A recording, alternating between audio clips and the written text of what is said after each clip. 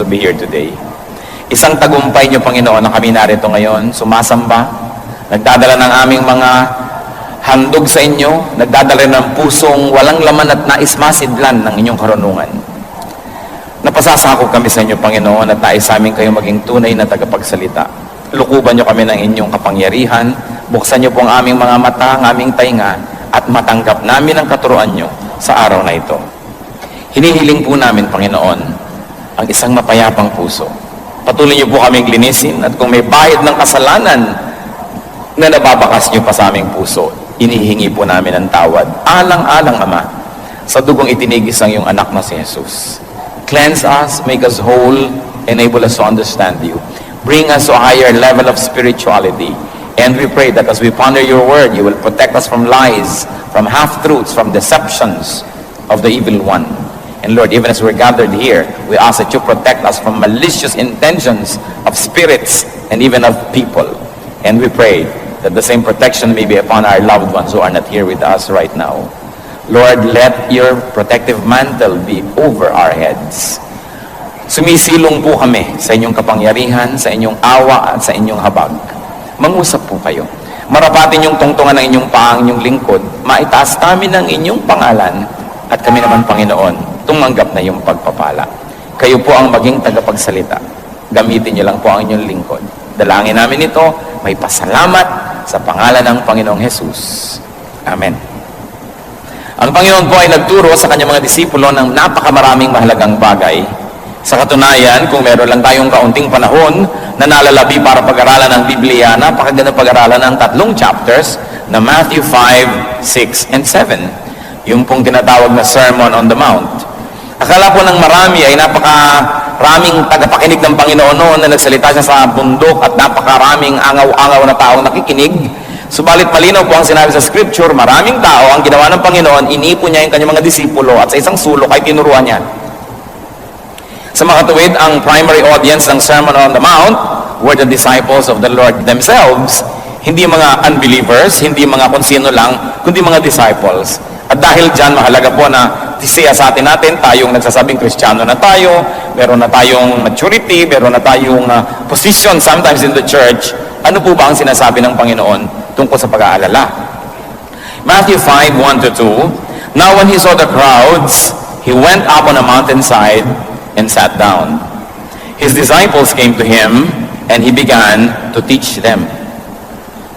Matthew 6, 25-27, Therefore I tell you, do not worry about your life, what you will eat or drink, or about your body, what you will wear.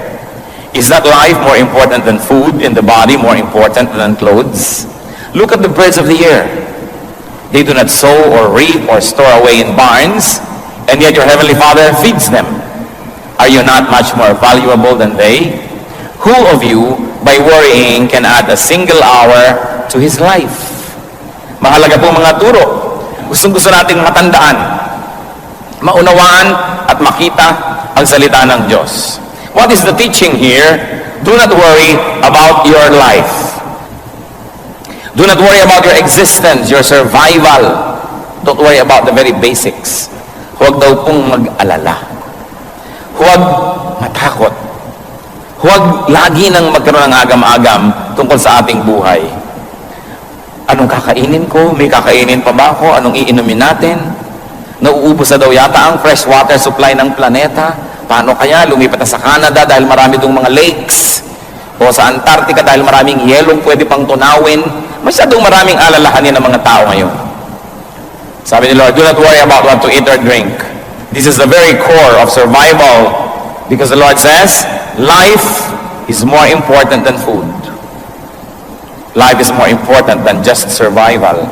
Now, don't get this wrong. Hindi sinasabi ni Lord na do not think about what to eat, do not think about provision, that do not plan about it. Ang sabi niya, do not worry. Because when you worry, you will be robbed of many happiness and many joys in life. And there is so much more to life. Sinasabi ni Lord, yung buhay, mas marami pang mahalagang bagay kaysa kung anong kakainin. Kumakain lang ang tao para huwag mamatay. Nagdadamit siya para huwag ginawin o para huwag siyang malantad. Pero ang buhay ay lampas pa sa mga anong kakainin at anong isusuot. At ano pa pong sabi niya? Do not worry about your body, what you will wear. So dati basics, food. Very basic yung food eh. Although iba gusto nilang isama yung clothing sa basic needs. Pero ang totoo, food talaga. Kasi nung si Adan at si Eva ay nilikha, binigyan sila ng pagkain, pero wala naman silang damit. Hindi nila kailangan yun nung wala pa silang malisya. At maganda pa ang klima ng planeta, hindi pa nasisira ang nature, kaya hindi nila kailangan ng protection. But then secondarily, you need clothing. So, iba't ibang level ng need ang sinabi ni Lord dito, the very basic, and then the secondary, or the second most basic. But He says, your body is much more valuable than what it wears, than what you put on it. At ano po ang logic?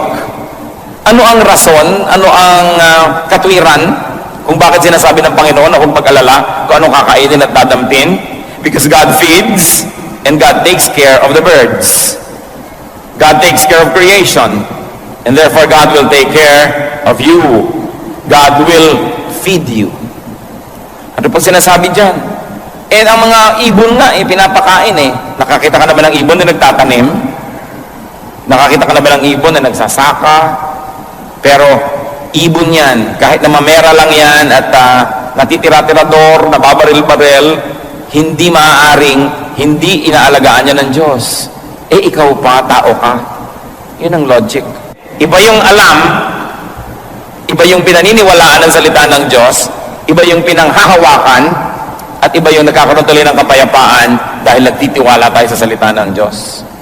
We are not here to educate one another on the words of God. Most of these things we already know. But we are here to continue to ask God to help us understand it so we can live by the words of God. Dahil ang sabi ni Lord kay Satan, man does not live by bread alone, but by every word that comes from the mouth of God. Na ang tunay nating pagkain, ang tunay nating ikalalakas, ikalulusog, ay yung salita ng Diyos. Salita na hindi lang nadidinig, hindi na may memorya, kundi salita na nagkakaroon ng buhay kung ating ipinamumuhay. What else is the logic? One, that God will take care of us. Second, worrying cannot extend life.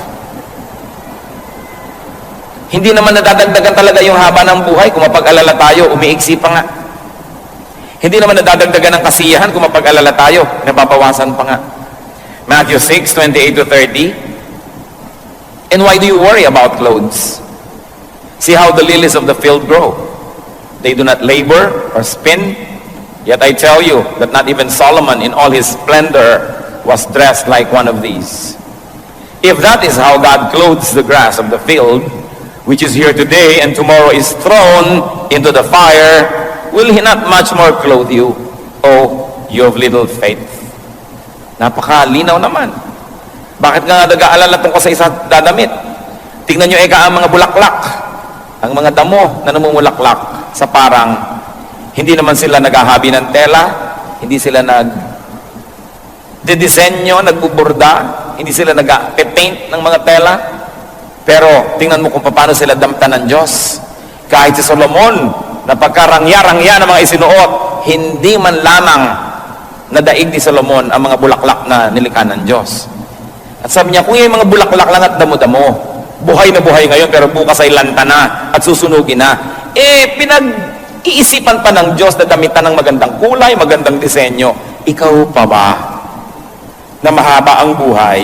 Ikaw pa ba na may panghabang panahon? Ikaw pa ba na nilikha sa wangis ng Diyos? At ikaw pa ba na dahilan kung bakit ang anak ng Diyos ay namatay sa krus ng Kalbaryo? Ikaw pa kaya ang hindi damitan? So, Jesus says, don't worry about these things. Because worrying cannot make one look beautiful. Sa katunayan, nakakapagpapangit pa nga yung pagpapaalala. Kaya nakikita niyo po yung mga lalaking magandang mag-alaga ng kanilang mga may bahay. Aba, magagandang mga may bahay. Para mga sariwang-sariwang ubas. Pero pag ang may bahay ay mukhang pasas, ang sisihin nyo yung asawa. Hindi mo yata inaalagaan ng puri. Hindi mo yata inaalagaan na magtiwala siya at huwag siya mag-alala. Kung wala ka, kaya na yan, nagkanda, tuyot-tuyot na. Pero ang tao pag inaalagaan, gumaganda. Ang napakalakas mo magpapangit pag-aalala. Kaya sabi ng Panginoon, huwag kayong mag-alala. Kaya po kung minsan merong tao, hindi mo naman kilala, sasabihin ba, siguro sister o brother natin yan. Bakit?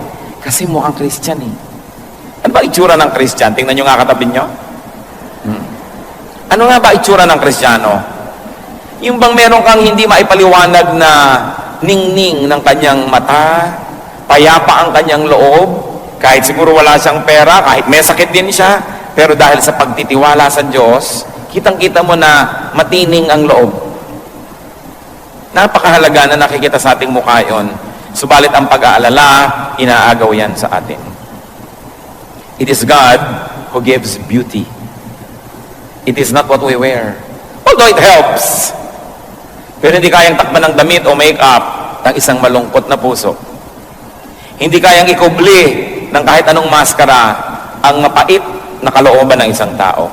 Kaya ang mahalaga, magtiwala sa Diyos, lumapit sa Diyos. At ano pa po ang sinasabi ng Panginoon diyan? That God will take care of you, that God will feed you, and that God will in fact clothe you. That God will make you presentable, beautiful, handsome, and that worrying accomplishes nothing. Matthew 6:31 to 32. So do not worry, saying, what shall we eat? Or what shall we drink? Or what shall we wear? For pagans, nasa na? For pagans run after all these things, and your heavenly Father knows that you need them. Sabi niya, huwag kayong mag-alala sa mga bagay na yan. Because worrying is for godless people. Sabi niya, this is for pagans. Ang pag-alala, hindi bagay sa mga anak ng Diyos. Bagay lang ito sa mga pagano na hindi nakakakilala sa totoong Diyos. Bagay lang ito sa mga tao na tumatawag sa mga Diyos-Diyosan. Bagay lang ito sa mga tao na hindi kilala ang kanilang Diyos. Pero sabi, kung anak kayo ng Diyos, hindi bagay sa inyo ang mag-alala. Parang wala namang kayong Diyos. Parang wala tayong Ama sa langit. Parang wala tayong tagapagligtas. Parang walang banal na espiritu na umaalo sa ating mga lumbay, na sumasama sa ating mga pag-iisa. Kaya ang anak ng Diyos ay talagang hindi nag-iisa kahit kailanman, sapagkat ang Diyos ay tumatahanan sa ating puso, hindi lang doon sa templo sa Israel, hindi lang sa mga templong gawa ng kamay, kundi sa puso ng mananampalataya. Kaya sabi, bakit ka mag-aalala? Nakita niyo po ang pinakamalaking redemption plan, ang pinakamalaking rescue plan in all human history, in all cosmic history, that God became a man to save us from sin. Ideya ba natin yon?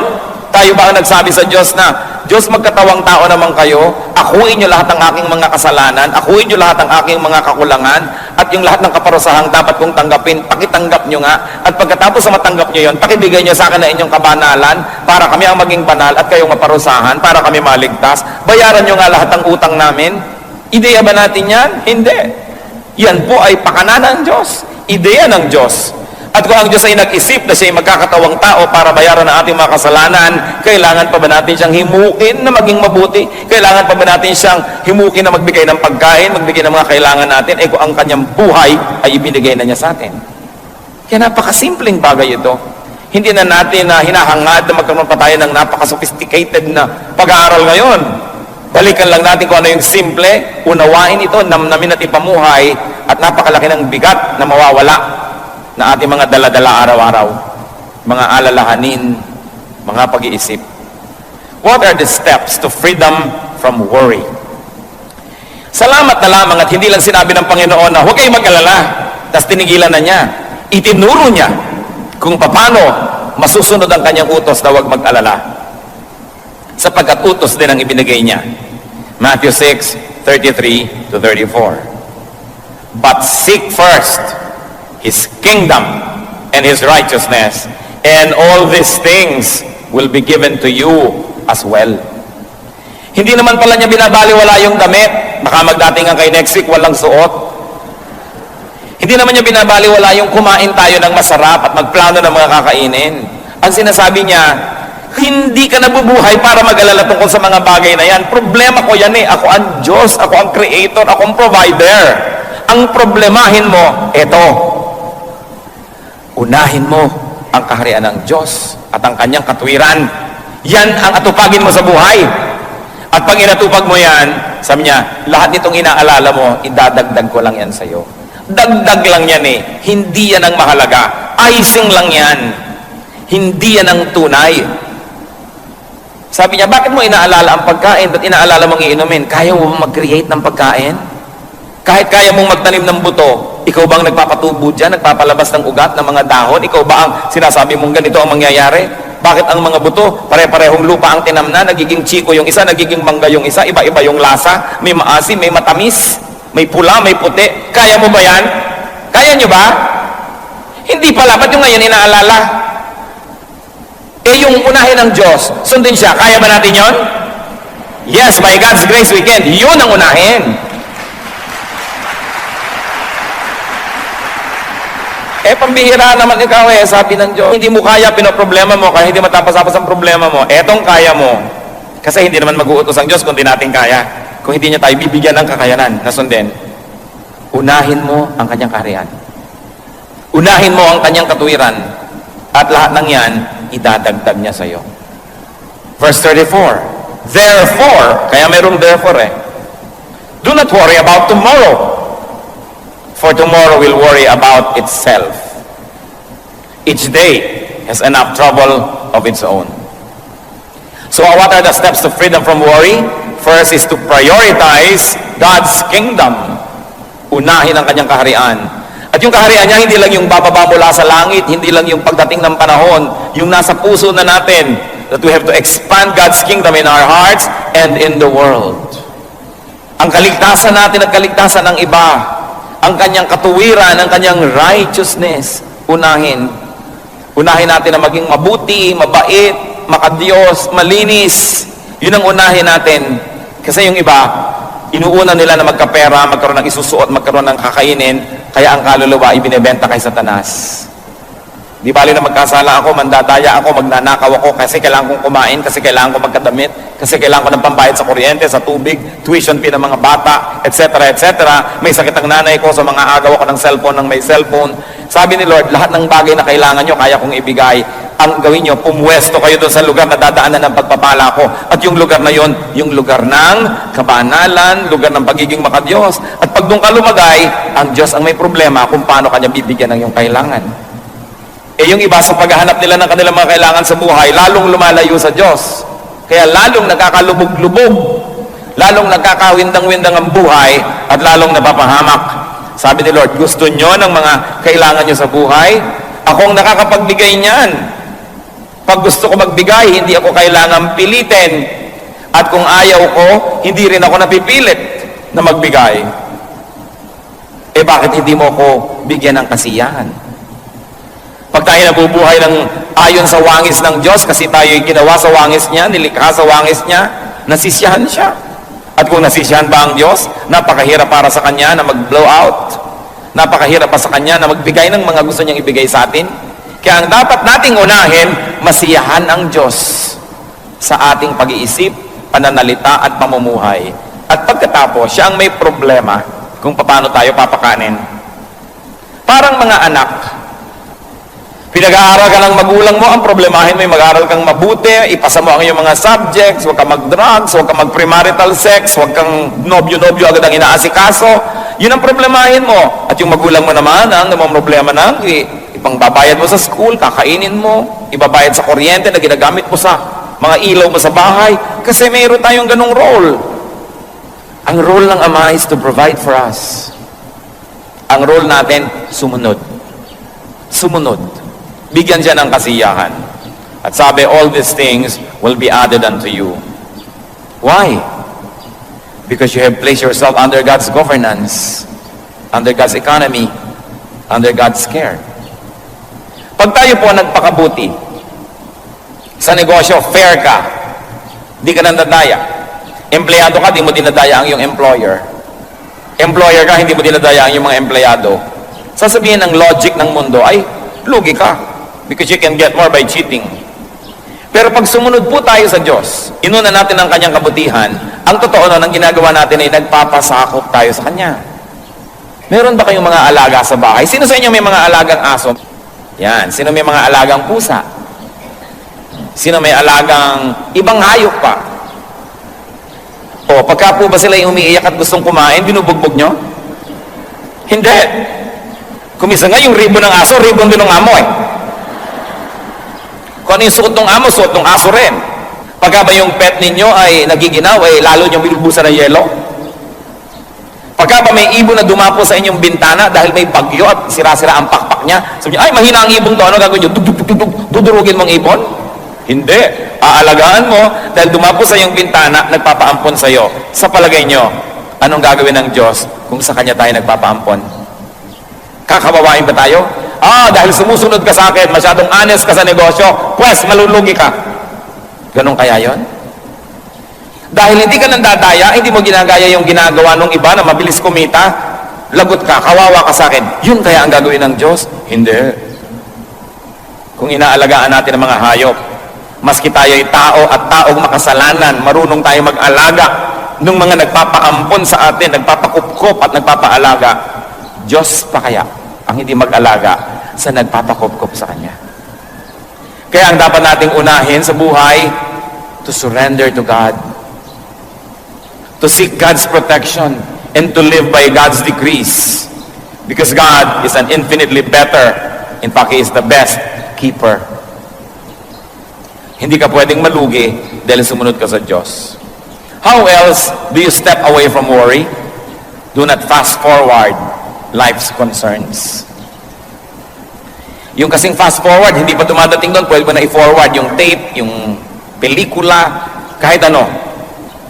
Pero ang tinuturo po sa atin is to tackle only immediate concerns. Because today's grace is good only for today's needs. Tomorrow's troubles will be allotted God's grace tomorrow. Do not extend God's grace for today to tomorrow's issues. Ano po ang katuruan ng Panginoon? Binibigyan kita ng lakas para sa mga ipinapagawa ko sa iyo ngayon. Binibigyan kita ng kakayahan para sa mga dapat mong magawa ngayon. Kaya ka nang hihina. Yung ibinibigay ko sa iyong lakas na pang ngayon, fast forward mo na sa problema bukas, sa problema sa Miyerkules, sa problema sa next month, sa next year. Kaya yung lakas na pang ngayon, dapat sana'y sapat, kinakapos, kasi konti na lang itinitira mo, iminumudmud mo na doon sa mga problemang di pa dumarating. Matthew 6:11, ang turo niya, give us today our daily bread. Kung ano lang po ang kailangan ko ngayon, yun lang po ang ibigay niyo sa akin. Nakita niyo po itong nagpaulan ng mana o tinapay mula sa langit ang Diyos? Ang bilin niya sa mga tao, ipunin niyo lang yung kailangan niyo para sa araw na to. Yung iba hindi nagtitiwala. Sabi, ay naku, baka hindi na umulan bukas, baka wala ng mana bukas, be wise. So ang ginawa nila, nag-ipon sila ng higit sa kanilang kailangan, nakita nila, biglang inuod, nabulok. At sabi ng Diyos, so bakit may mga nabubulok na mga mana sa inyong mga tent? Kasi kumuha kami ng pambukas Di ba sabi ko na nga, kunin nyo lang yung pang ngayon, paano kung bukas, wala kayo dyan? Actually, maraming tao, ganun ngayon ang trato sa Diyos. They spend today's energies for tomorrow's worries. Therefore, it is not enough for tomorrow's worries because it has to share with today's needs. And today's needs don't get enough energy because it shares with tomorrow's needs. Lamentations 3:22-23. Because of the Lord's great love, we are not consumed. For His compassions never fail. They are new every morning. Great is your faithfulness. Sabi, hindi tayo nalilipol, hindi tayo nauubos dahil sa pag-ibig ng Diyos na di nagmamaliw. Ang Kanyang pag-ibig ay bago ng bago, araw-araw. Kung tayo po'y lagi mag-aalala, ano mangyayari sa atin? Magiging duwag tayo. Hindi natin magagawa ang mga ipinagagawa sa atin ng Diyos. Paliliitin natin ang paliliitin ng ating ginagawa. Sigun lamang at bagay lamang doon sa maliit na ating pananaw at sa maliit na pananampalataya. Pero kung tayo maduduwag at magtitipid ng magtitipid, yun na lang ang titignan nyo. Sayang ba nagastahan ang salita ng Diyos ay ipamalita at madinig, hindi lang dito sa loob, kundi pati sa labas? I don't think so. Pero ang dapat nating unahin lagi, sundin ng kalooban ng Diyos. Tayo mabuhay sa Kanyang mga katuruan. Naniniwala po ako na ang lahat ibibigay Sa kabila ng ating napakaraming mga capital investment, hindi rin tayo nagkulang sa tulong ng Diyos sa ating mga kawang gawa. Hindi lang tayo para sa sarili. Hindi lang tayo naglalagay ng magagandang gamit para tayo maging maginhawa. Kahit po kailan na hindi tayo nagkulang sa pagtuturo at pagbibigay at pag-share ng ating mga itinuturo sa atin ng Diyos sa kapwa natin mga pastor, ang ating mga kaliwanagan seminars na ginagawa natin for non-day-by-day people. Ang ministry ng kaloob para sa ating bansa at sa mga ibang maraming worship team sa Pilipinas, hindi po tayo tumalikod dyan. Sabay-sabay. Dahil ang Diyos, sinabi niya, seek first His kingdom and His righteousness, and all this will be added to you.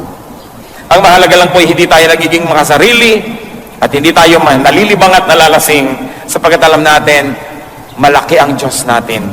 Hindi ipaghihirap ng Diyos ang malalaki nating mga proyekto kung ang puso natin ay nakasisiya sa Kanya.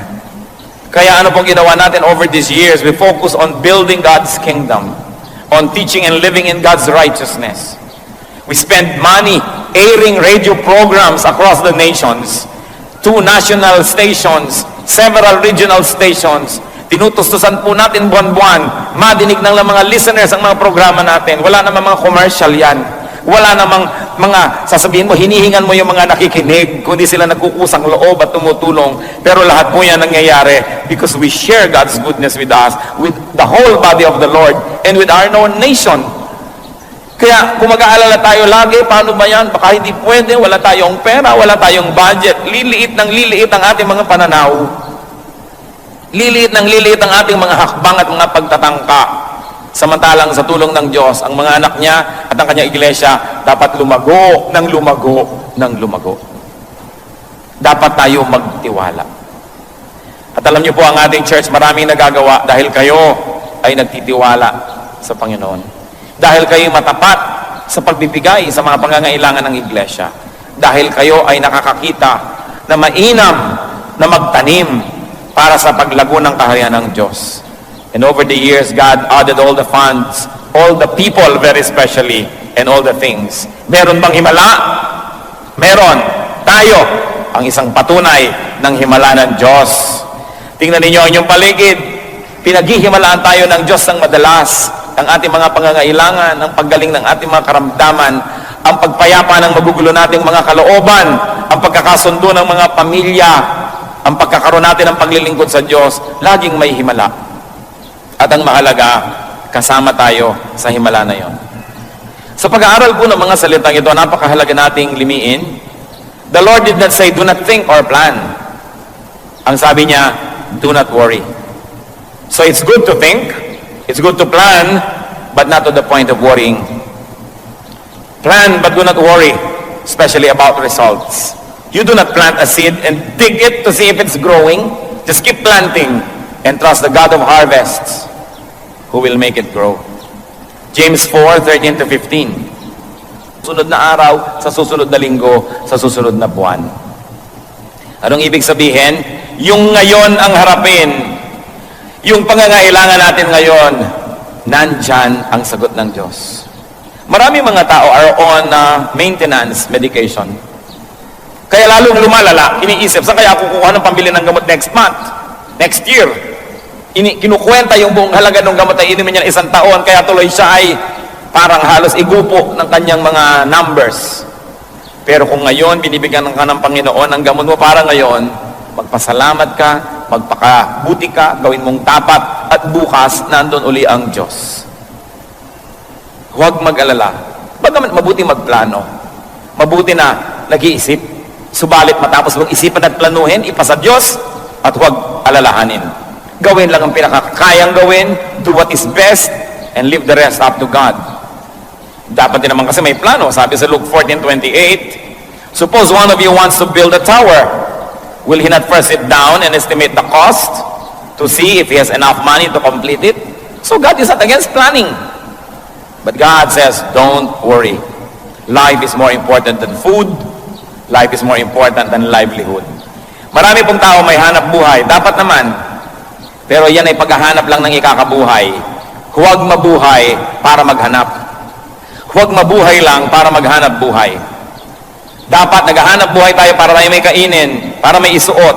At kung may lakas na ang ating katawan, may damit ng ating katawan, naghahanap na tayo ng magagawa para sa kaharian ng Diyos. Kasi tayo nabubuhay para palawakin ang kaharian ng Diyos. Hindi tayo nabubuhay para maghanap buhay.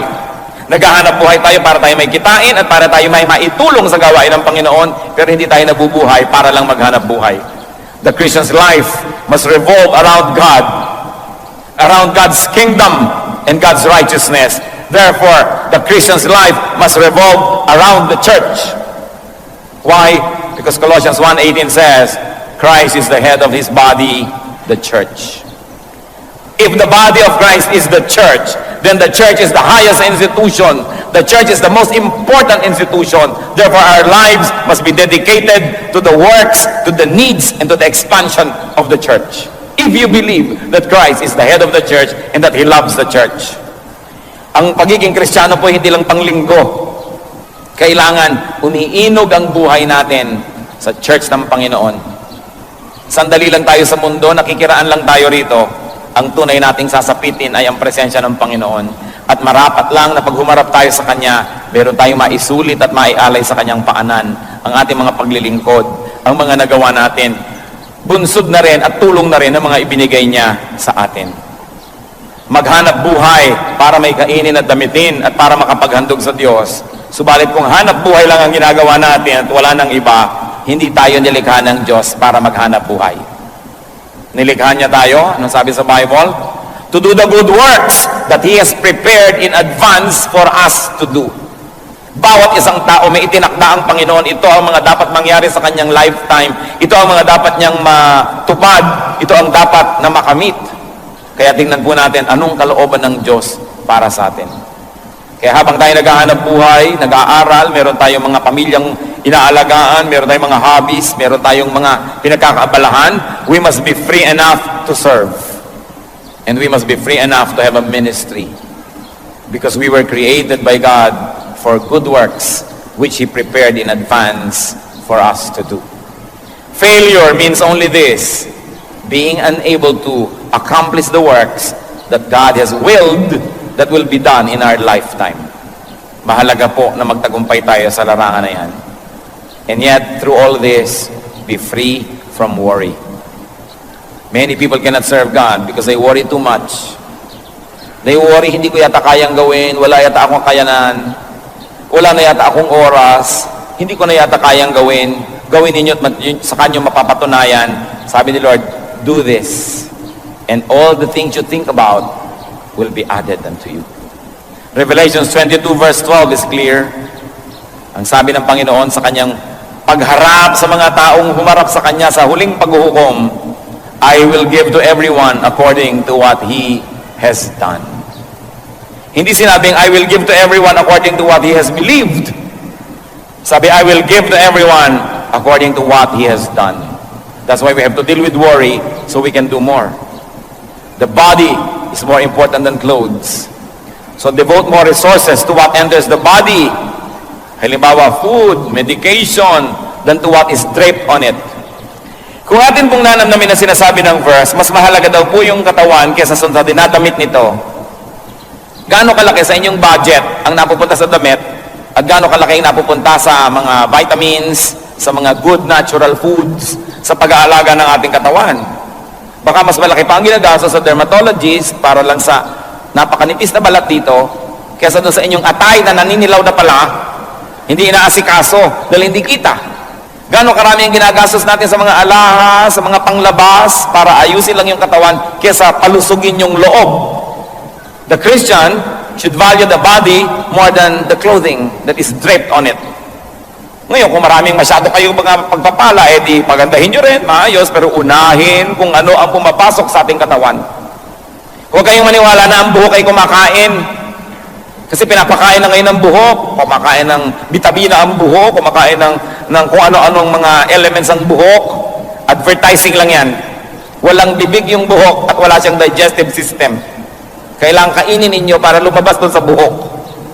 Napakahalagang isipin, palusugin ang katawan. Gusto ko po kayong i-challenge mga kapatid, i-review nyo ang inyong family budget at personal budget, lalo yung mga yapis. Gaano kalaking pera ang napupunta sa load, sa mga text na yan, at gaano karaming napupunta sa loob ng ating katawan na pinalulusog natin, pinalalakas natin ang ating katawan. Many people kill themselves to have money. And when they have money, they spend it all just to get well. Kaya ang mahalaga, unahin ang lusog ng katawan. But remember, the Lord did not say neglect your looks. He just said, do not worry about appearances. And all these things will be given to you as well. Do not worry. Seek God's kingdom and righteousness. And remember who you are. Who are you? You are God's child. So you pray to your Father who listens. And take care of seeking God's kingdom and righteousness. And God will take care of everything else. Salamat, Panginoon, sa inyong mga paalala. Kung meron po sa amin dito mga mapag-alala, nervyoso, lagi na lang nag-iisip, anong kakainin, magkakapera kaya, pati isusuot sa burol, pinoproblema, ano kaya ang itsura ko, saan kaya ako ililibing, anong kulay ng ataol ko. Ituro niyo po sa amin, Panginoon, kung anong tunay na mahalagang isipin. Kayo na rin na nagsabi, unahin ang inyong kaharian, unahin ang inyong kabutihan, ang inyong katwiran, at idadagdag niyo ang lahat ng ito sa amin. Ilang beses na naming nabasa ito, nadinig. Panginoon, narito po ang aming mga puso. Hinihiling namin na hipuin ninyo at tablan kami ng mga salitang ito. Higit noon pa man. Mas lumalim ang ugat nito at mas maunawa namin at magkaroon kami ng personal application nito sa aming buhay. Mga kapatid, sa ilang saglit ng katahimikan, isipin natin at hilingin natin sa Panginoon, Lord, ano po ang personal na mensahe niyo sa akin? Pinagsalusaluhan namin lahat ng mga salitang ito, pero ano po ang para sa akin talaga? Ituro niyo po. Buksan natin ang ating puso at nang kausapin tayo ng Diyos. Lalong-lalo yung mga mapag-alala, nais kong ipanalangin kayo. Inuudyokan ako ng Espiritong ipanalangin kayo. At narito siya para magpaala. Sino man sa kalagitnaan natin ngayon, mapag-alala, nag-aalala kayo, natatakot kayo sa future, lagi kayo nag-iisip, kung paano ba kayo mabubuhay, paano ma-maintain ang buhay, tumayo kayo, hihingi tayo sa Panginoon ng lakas ng loob, pananalig, praise God. Sino pa? Narito ngayon ang Panginoong Diyos, ang kanyang Espiritu. Sino magsasabi, Lord, mapag-alala po ako talaga, pero mahirap naman talagang gawin ito, lagi na lang ako nag-iisip, kasi padre de pamilya ako, breadwinner ako, may needs ang pamilya ko, etc., etc. Sino pa ang nagsasabing, Lord, madalas po talaga nawawalan ako ng ligaya, natatakot ako pag nag-aalala. So, alisin niyo po ang mga takot na ito. Alisin niyo, Panginoon, at nais kong palitan ng pananalig. Sino pa pong nais tumayo? Sa mga nakatayo, personally, manalangin muna kayo sa Panginoon, kausapin niyo. Una, ihingi niyo ng tawad ang pag-alala. Kasi, sabi niya, huwag mag-alala. So, pagka nag-aalala tayo, sinusuway natin ang kanyang utos, nagkakasala tayo. So, kilalanin natin ito bilang kasalanan at humingi tayo ng tawad sa Kanya. Personally, silently you pray, and then later on, we're going to pray together. Kayong Diyos na hindi namin pwedeng paglihiman.